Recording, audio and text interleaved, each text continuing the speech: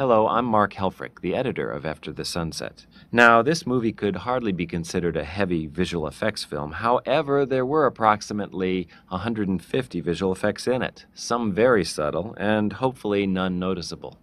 Basically, we use the visual effects to enhance or replace or erase elements already within the shots. Here are a few examples of the visual effects in After the Sunset. We needed an establishing shot of Max and Lola's house before Stan breaks into it. Unfortunately, the only one we had all the windows and shutters open, so we had to digitally close the shutters.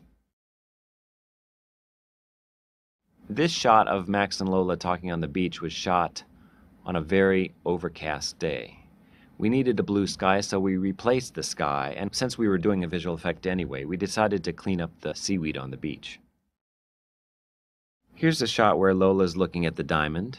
Now, this was not a real diamond, so we decided to add sparkle to it. In fact, we added sparkle to all the shots of the diamond.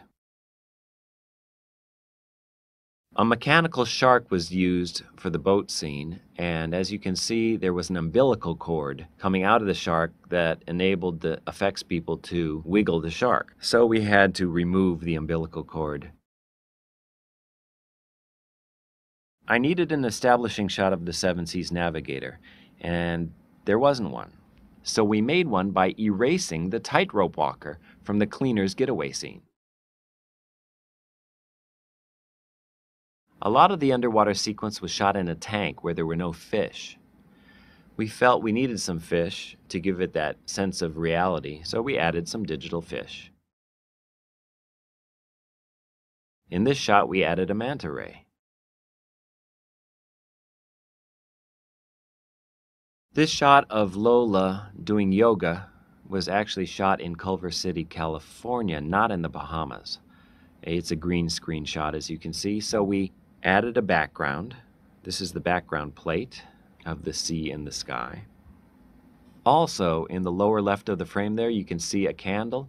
We added a flame because it seemed like the right thing to do for yoga. You see this shot of Lola sitting alone on her deck? It's a deceptively simple-looking shot. However, it took a great deal of effort to create. At one time in the movie, there was a scene where Lola and Max sat together on the deck and spoke. I took this wide shot of Lola talking to Max and erased Max from the foreground. Unfortunately, Lola was always talking, so now I had a shot of Lola talking to no one on her deck. I found a close-up take of her when she was looking plaintively out to the sea, shrunk that head and put it on the body of the wide shot. So this simple shot was created by erasing Max, cutting off the head of Lola, and replacing it with another head of Lola.